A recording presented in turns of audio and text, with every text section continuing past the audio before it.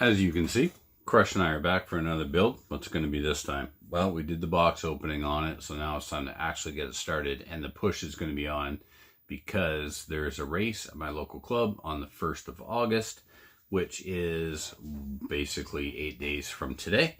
So we've got to get the RC10 factory team built, and built fast. So I'm going to do a marathon build on this bad boy. I got a couple of friends on the way over right now. We're going to get some track time tomorrow. Tomorrow is supposed to be the RC10 versus GRX2 video series. Unfortunately, I forgot to get the body painted for the RC10 graphite. So that's not going to happen. Not in the order I wanted anyway. So once I get that body back, actually back, I didn't even send it away yet. And then it's a question of tires. I bought new J-Con. Anyway, we're not here to talk about that car. We're here to talk about this car. So let's get it done, because there's a race on Saturday and I want to run it. So we'll tune back in here after bag A is done. Bag A done, just like that. And I mean, it was quick, guys. It was very, very quick, very straightforward. And what is this? Is this a re-release or is this a modern car? It's somewhere in the middle, obviously. But I'll tell you one thing, excuse me, it builds like a modern car. The manual, everything that I've complained about in the re-release manual so far has been clearly corrected. There's new sections to clarify things, telling you, like, they're color coding the different types of greases, whether it's black grease, green slime, thread locker. It's in color now. Let's grab the truck manual for a second, because you really have to see them side by side to appreciate the difference.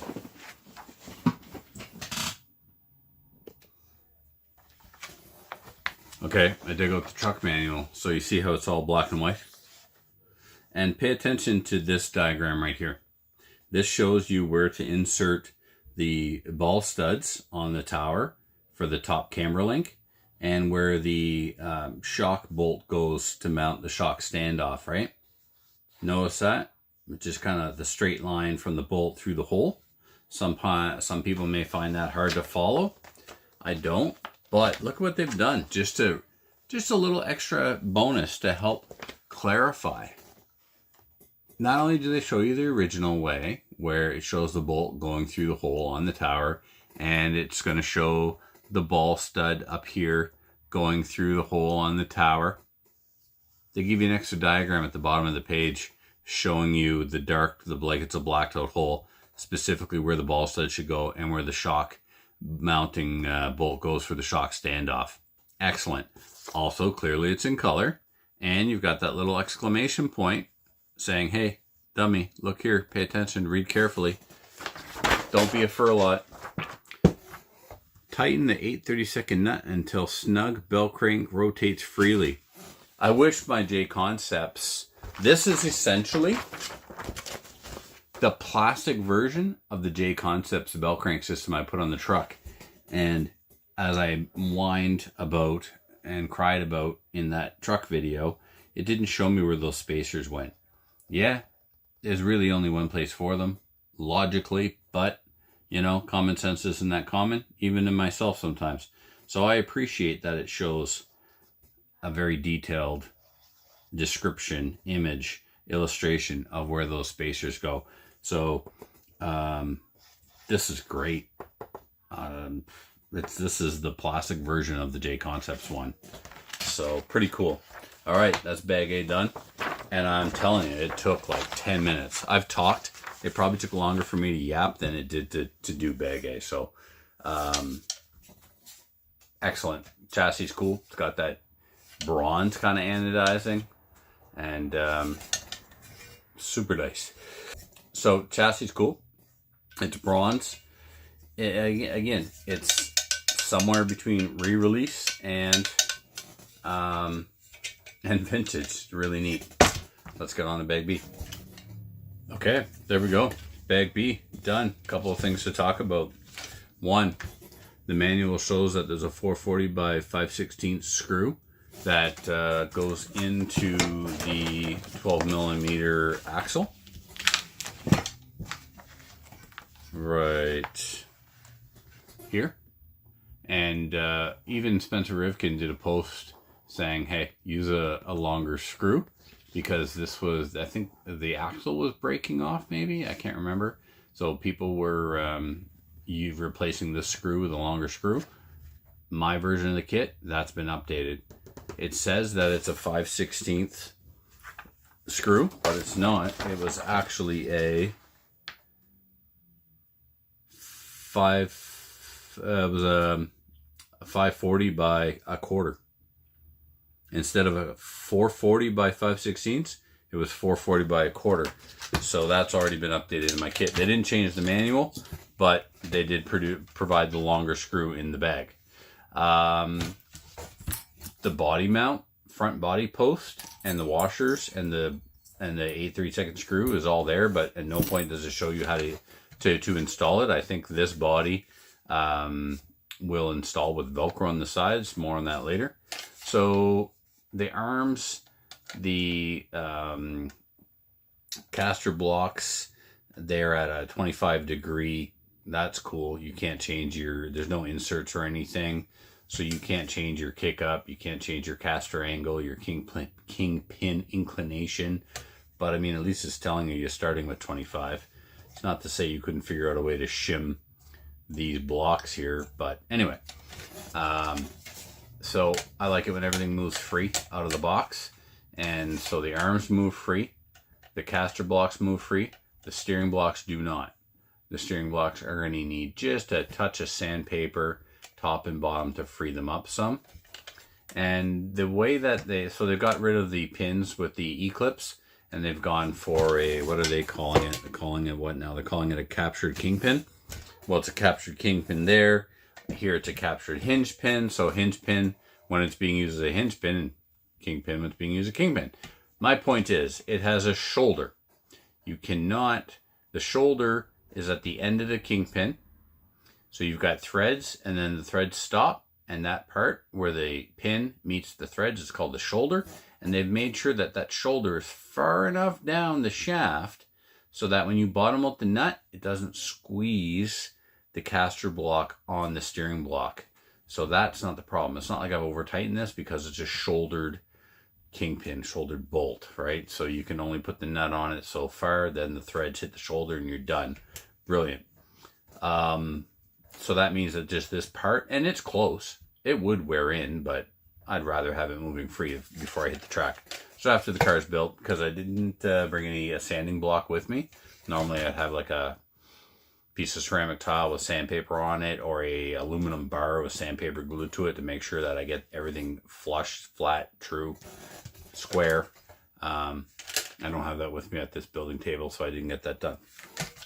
Okay, next we're already on to the diff. Let's get that done. We're building bag C, and normally I would build the whole thing and then come back and tell you, but there's something pretty significant right off the hop here, and I felt it was important to stop and tell you now before I can carry on in case I forget.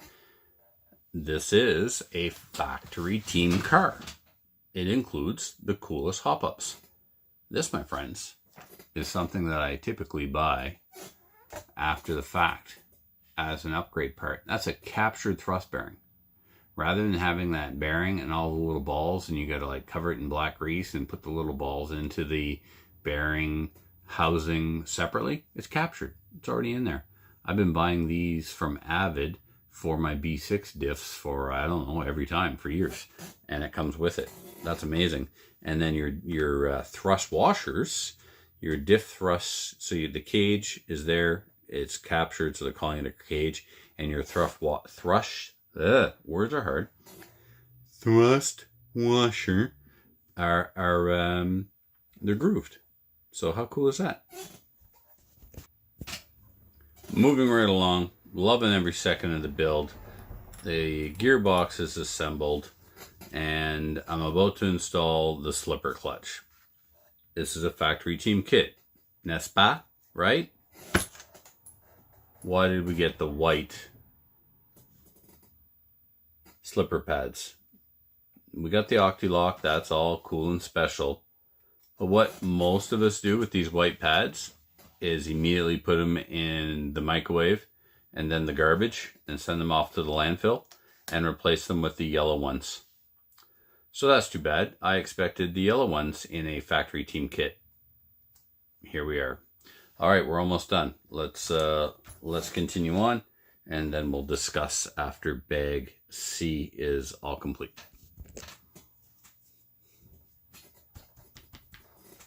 There we have it, bag C done. Again, everything is going super quick. I complained about the slipper pads. There's a little exclamation mark here. You see where I'm pointing? Install diff with the diff bolt head facing the spur gear side. I always do that so that both adjustments are on the same side of the car or the truck. Now they're actually pointing it out in the manual. I'm pretty sure if we go to the Moo Edition 10T, not the factory team 10T, that it, well, first of all, the truck and the car are not built in the same order at all. You don't get to the gearbox till much later. Oh, another difference between, interesting, the factory team gearbox and the original, hello Crush, the original Stealth transmission is the original Stealth transmission. Crush, if you could move, I would be able to show the people. There you go, come on over here. Good boy. Just see here, the original Stealth transmission had those spacers and then that ridiculous felt thing. That's not a thing on the modern edition of the Stealth transmission. They just molded the case with those spacers included in the mold, and then there's no need for that felt. So excellent, we love that. And as I said, there is no pro tip about putting the diff bolt on the same side as the slipper nut. Yep.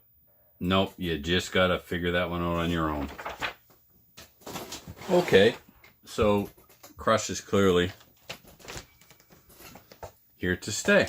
All right, you picked the worst possible place to lay down, and you're not helping at all. More of a distraction, really. Look at that face. Look at that face. All right, enough of that foolishness. Let's get on to bag D.